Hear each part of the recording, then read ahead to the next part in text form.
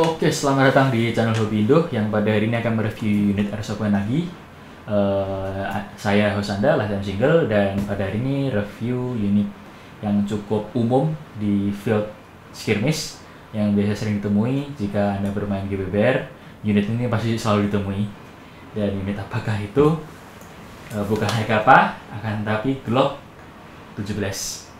Dan ini bukanlah Glock 17 untuk catatan, ini ada Glock 34 yang saya ubah jadi Glock 17. Oke, dan untuk background terlebih dahulu dari release-nya, Glock ini dibuat oleh Glock sendiri dengan subtitlenya yaitu Glock Perfection, dan dibuat di Austria bukan Australia, Austria di Eropa, dengan berbagai macam tipe dan kaliber, yaitu Glock 17, 18, 19, 20, 21, 22, 23, 24, 25, 26, 27, 28, 29, 30, 31, 32, 33, 34, 35, 36, 37, 38, 39, 40, 41, 42. Setahu saya cuma saya 42 atau mungkin ada lebih. Dan Glock yang agak unik yaitu Glock 21 dengan kaliber 45 CP dan magazinnya bisa kompatibel dengan magazin Price Factor. Jika Anda lihat magazine Price Factor GBBR dan Anda masukkan magazine Glock 17, sepertinya bisa, tapi sebenarnya tidak kompatibel. Oke, untuk selanjutnya, untuk airsoftnya sendiri dibuat oleh Tokyo Marui, KSC dan WE. Dan yang saya pegang, yang setahu saya cuma itu, KSC, WE dan Tokyo Marui. Oh, satu lagi VFC dengan full trademarknya, dan sebenarnya seperti ini dari Tokyo Marui, tidak full license, akan tapi cuman gambar doang. Jadi seperti itu dari Jepang. Dan untuk ori dari Jepang sendiri dengan komposisi Tokyo Marui, uppernya plastik dan outer baranya plastik. Untuk slide-nya plastik dan badannya plastik. Dan saya beli unit ini second dengan konfigurasi Glock 34 dan masih slide plastik, dan saya ganti slide metal dan outer badan metal dari BKC. Dan saya ganti frame-nya jadi frame Guns Modify karena ada masalah frame di Tokyo Marui bawah. Nanti akan saya bicarakan pada bagian internalnya. Dan selanjutnya untuk harga sendiri saya dapatkan untuk di pasarannya harga 3,2 Glock 34 dan Glock 17. Dan Glock 17 biasanya harga 3 juta, dan Glock untuk second-nya biasanya 2,8, akan tapi saya dapat harga 2,4 juta kalau nggak salah dengan kondisi Glock 34 karena second. Dan untuk yang didapat dari boxnya, unitnya dan magazinnya satu. Dan untuk Glock 34 sendiri ada rear side pisir belakangnya bisa diubah, bisa diatur, sedangkan Glock 17 tidak bisa diatur. Dan Glock 34 memiliki slide release. Dan untuk catatan, Glock 34 dan Glock 17 itu memiliki frame atau bawahan yang sama dan bisa ditukar-tukar. Glock 17 dan Glock 34, Glock 17 dan Glock 34. Nah, dan untuk review eksternalnya, pertama bisa Anda lihat kalau di kerja saya karena Glock 34 outer barrelnya keluar posisinya, jadi agak seram. Dan yang saya ganti slide BGC ini slide barrel metal dan slide metal dengan guide rod posisi tetap, dan pisir depan tidak bisa diatur dengan dot warna putih. Selanjutnya pisir belakang tidak bisa diatur dengan konfigurasi berbentuk U seperti itu. Dan kalau menurut saya tinggal dicoret-coret saja jadi hitam supaya seperti konfigurasi saya, yaitu black dot. Jadi ketika aiming atau nyari musuh bisa gampang melihatnya. Oke, selanjutnya dari lowernya, bagian bawahnya dapat rail, akan tapi railnya bukan rail Picatinny biasa. Ini adalah rail yang buat khusus dari Glock. Biasanya kompatibel dengan Surefire 300 atau mungkin Inforce APL Auto Pistol Light dan beberapa jenis center pistol lainnya. Dan selanjutnya dari trigger. Untuk trigger sendiri, untuk kalian yang belum tahu, trigger Glock ini cukup unik karena ini ada indikasi sudah chambering atau belum. Ketika hammernya down dan belum dikongkang, biasanya bentuknya seperti ini, triggernya ke belakang, dan ketika sudah dikongkang, triggernya akan ke depan. Jika Anda bermain airsoft, jika Anda ingin ngecek sudah ada BP-nya di dalam atau belum, apa sudah dikongkang, Anda tidak perlu tarik separuh seperti ini, seperti untuk di real steel, akan tapi tinggal cek triggernya sudah ke depan atau belum. Dan selanjutnya di atasnya adalah tempat untuk tuas buat didorong ke bawah untuk melepaskan slide-nya. Dan selanjutnya di belakang terdapat slide release yang sudah sudah diperpanjang seperti SIM dan STNK perlu diperpanjang. Tapi ini diperpanjang biar mudah saja dipegang, diaktuasi, diturunkan untuk melepas slide-nya ke depan.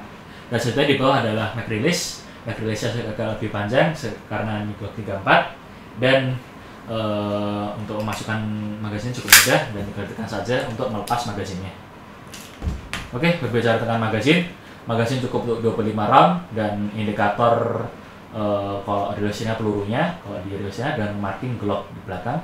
Dan untuk airsoft-nya cuma bisa dilihat di depan. Untuk jumlah BB sudah ada berapa, dengan kapasitas 25 atau 26 round, 25 atau 26 BB. Oke, cukup dari magazinnya. Untuk harga magazin Tokai Marui Ori biasanya 500 sampai 600 ribu. Bisa dicek di Mango Airsoft atau mungkin ikut bisa cek di link di bawah. Dan selanjutnya untuk unitnya sendiri, untuk setelah kontrolnya yaitu bagian gripnya yang saya tidak suka dari Glock karena bentuknya cukup unik dan beaver tailnya ini cukup pendek. Jadi ketika megangnya itu terkadang bisa mengganggu slide-nya karena kita megangnya ketinggian dan nggak tahu cara berhentinya. Jadi ketika masuk ke holster kayak Universal Safari Ori seperti ini, dimasukkan ketika mau genggam, kadang-kadang kita megang nggak tahu. Jadi ketika mau nembak, tarik mau nembak gitu, terkadang agak ketinggian sehingga biasa tangan kita kena slide-nya seperti itu. Ini terjadi juga di release-nya. Dan selanjutnya adalah ergonomis untuk gripnya sendiri. Saya nggak kurang suka karena ketika menggenggam biasanya kena tempat channel jari seperti ini. Biasanya saya potong dan saya stippling ulang, dan bagian belakangnya ini agak wavy gitu, agak curvy gitu. Ada bokongnya, seksi gitu.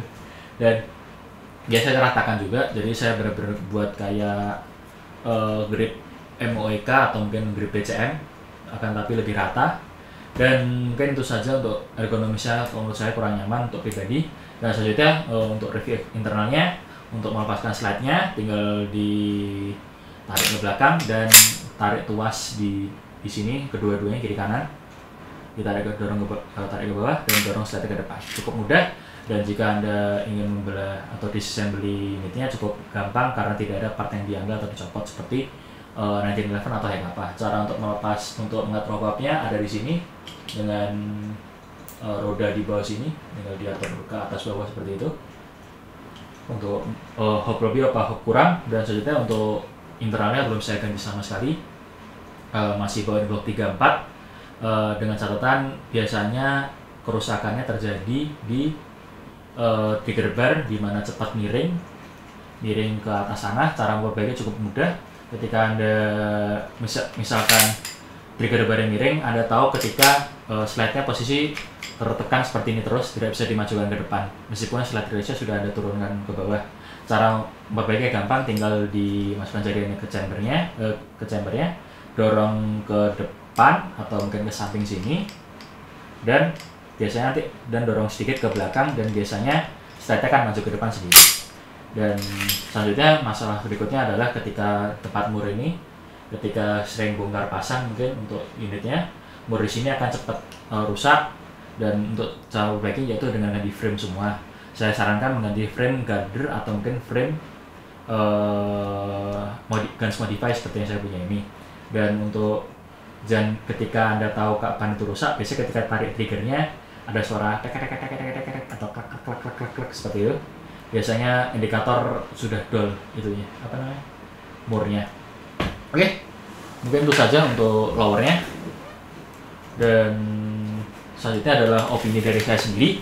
Untuk Glock sendiri, jika saya diberi pilihan Glock, MNP, dan Haikapa, yang pertama saya pilih Haikapa, kedua saya pilih MNP, ketiga saya pilih Glock, dan terakhir saya pilih 1911 karena 1911 single stack dan saya lebih prefer Haikapa daripada 1911. Tapi Glock ini punya tempat spesial, yaitu ketika Anda buat impresi, karena impresinya universal, impresi Glock ini seperti impresi mungkin PMC atau mungkin impresi apa, mungkin saya jarang impresi atau mencontoh special force lain. Dan untuk modifikasi sangatlah banyak, terutama modifikasi slide dengan slide Red Wolf Agency Arm yang keren itu dengan konfigurasi Glock 34, 17, dan 26. Jika Anda beli tiga-tiganya, saya salut dengan Anda kaya sekali.